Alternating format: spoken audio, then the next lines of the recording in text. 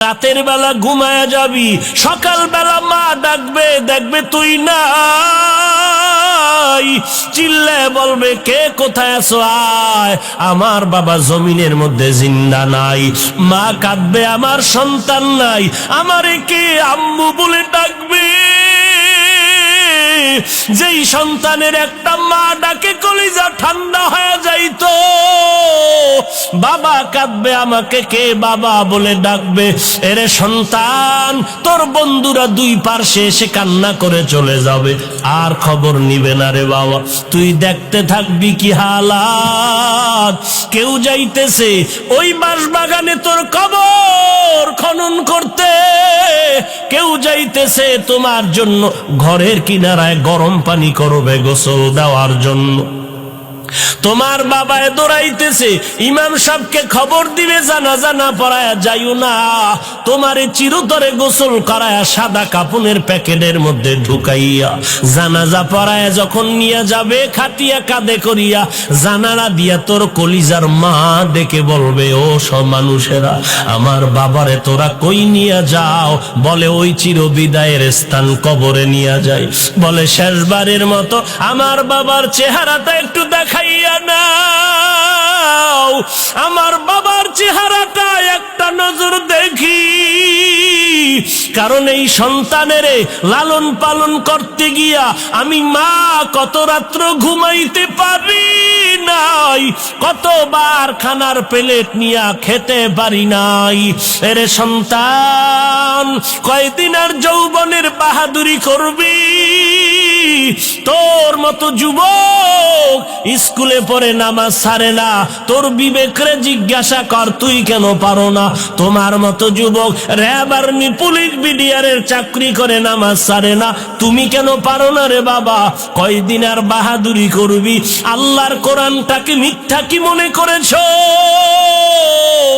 আলেম ওলামাদের কথা কি মিথ্যা মনে করেছো রে যুবক? একটা কথা মিথ্যা নাই। আজকে তুই বিশ্বাস করো না, এজন্য আমার আল্লাহ মাঝে মাঝে কত কবরে আগুন দেখায় দেয়, মাঝে মাঝে কত কবরে আগুনের ধোঁয়া দেখায় দেয়, আবার কত কবরে সাপ বিচ্ছু দেখা যায়, আবার কত কবরের লাশ 20 বছর পরে কাফন সহ তাজা পাওয়া যায় রে যুবক।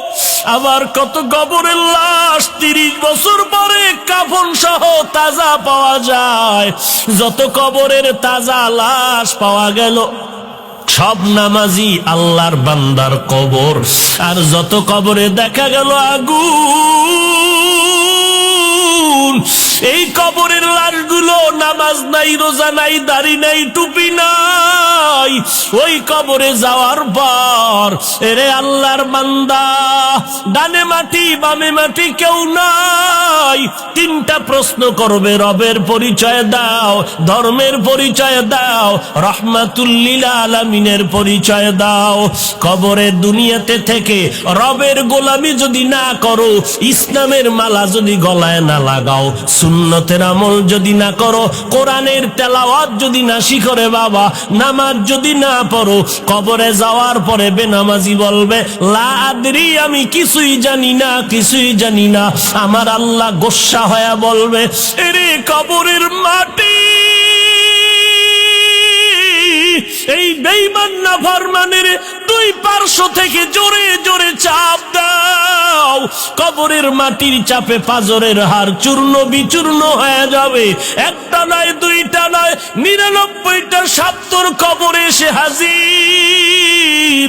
জাহান্নামের আগুন কবর ভরে যাবে রে বাবা। সহ্য করতে পারবি? চোখ 2টা বন্ধ করে একটু ভেবে দেখ। কেউ যদি একটা বেতের বাড়ি দেয়, সহ্য করতে পারি না। ওই কবরে গুনাহ নিয়ে গেলে কেমন করে মাটির চাপ সহ্য করে নিবি? এরে যুবক, যদি পা দুটো আগায় দাও, আমি পায়ে হাত রেখে বলছি, আল্লাহর কোরআনের বিশ্বাস কর। হাজার কোটি লক্ষ লক্ষ আম্বিয়ায়ে কেরাম ভুল করেন নাই, লক্ষ লক্ষ সাহাবায়ে কেরাম পাগলের মতো ভুল করেন নাই। এত আমলের পরও মরণ পর্যন্ত শুধু কান্নার আওয়াজ। অন্ধকার কবরে আমার কি উপায় হবে? আমার নবীর কোনো গুনাহ নাই, সেই নবীও সারা রাত নামাজ পড়ে পড়ে কান্নায় কাটায় দিলেন। আমার নবী কেমন মায়ার নবী, একদিকে মা নাই, বাবাও নাই। আমার নবীরে চতুর্মুখী ষড়যন্ত্র করে আটকায় দিল, আমার নবীরে মারার জন্য রেডি। ওই তায়েফের ময়দানে যায় আমার নবীরে বেঈমানের সন্তানেরা পাথর মেরে রক্তে রঞ্জিত করলো। আমার নবী একবার তায়েফের বেঈমানের দিকে তাকায় আর চোখের পানি ছেড়ে কান্না করে। আর জন্মভূমি মক্কার দিকে যখন আগায়, আমার নবীর কান্না দেখে আবার আল্লাহ সহ্য করতে পারে নাই। জিবরাইল আমানরে পাঠায়, কয় এখন অর্ডার করো আমার নবীরে কেন কষ্ট দেয়, তায়েফের জমিন উল্টায় সব শেষ করি। আমার নবী শুনিয়া কয়, এদের মারিও না রে জিবরাইল, এরা আমাকে চিনে না, যদি চিনতো আমার গায়ে পাথর নিক্ষেপ করতো না। এরে নবীরা আসে, এত নবী মার খাওয়ার পরে উম্মতের ভুলে নাই। আজকে সেই নবীরে বেঈমানেরা গালি দেয়, উম্মতের কি কষ্ট লাগবে না? ও নবীরা আশেকের দল, একটু চোখের পানি ছেড়ে কি দোয়া করতে পারবি না?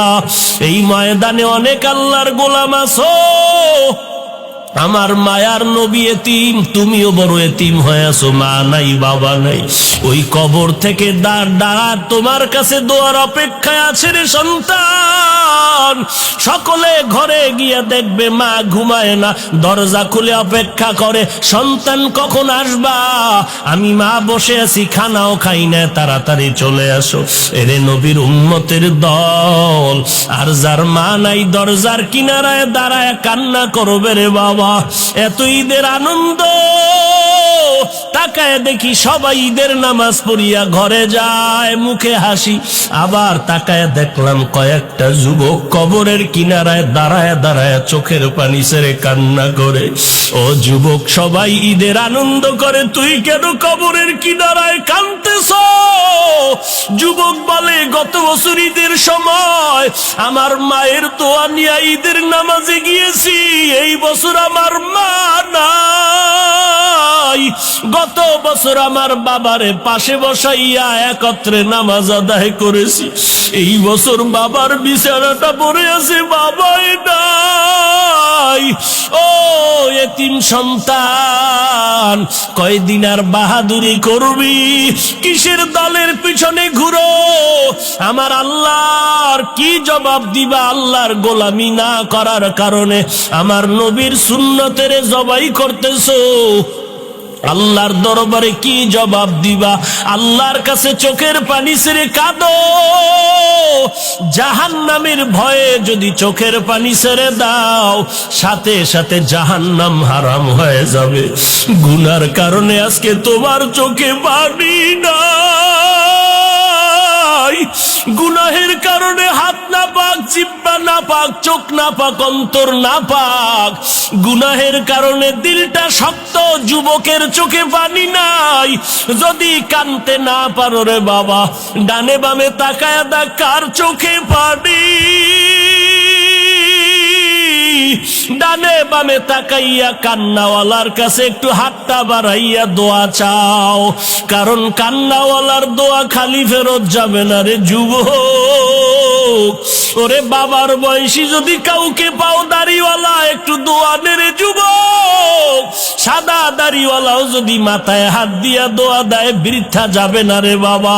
আল্লাহর কাছে তৌফিক চার, বল ওরে আল্লাহ, আমার মতো গুনাহগার এই ময়দানে কেউ নাই, আয় আল্লাহ, আজকে গুনার কারণে চোখে পানি আসে না। আমার ডানে দেখি কান্নার আওয়াজ, বামে শুনি কান্নার আওয়াজ। আমার কপাল এতটাই যে পুড়িয়ে গেল, চোখে কেন পানি নাই? ও আল্লাহ, কান্নাওয়ালা চক্ষু দান করো, জিকিরওয়ালা জিহ্বা দান করো। আল্লাহর দরবারে তওবা করো, চোখের পানি ছেড়ে কান্না করে দোয়া করো, হে আল্লাহ, জীবনে আর নামাজ ছাড়বো না, বেপরদায় চলবো না, নবীর সুন্নতের বিপরীত চলবো না। আল্লাহ বলেন, আমি এমন এক রসুল পাঠাইলাম যিনি উম্মি। সেই রসুল 4 দায়িত্ব পালনের মাধ্যমে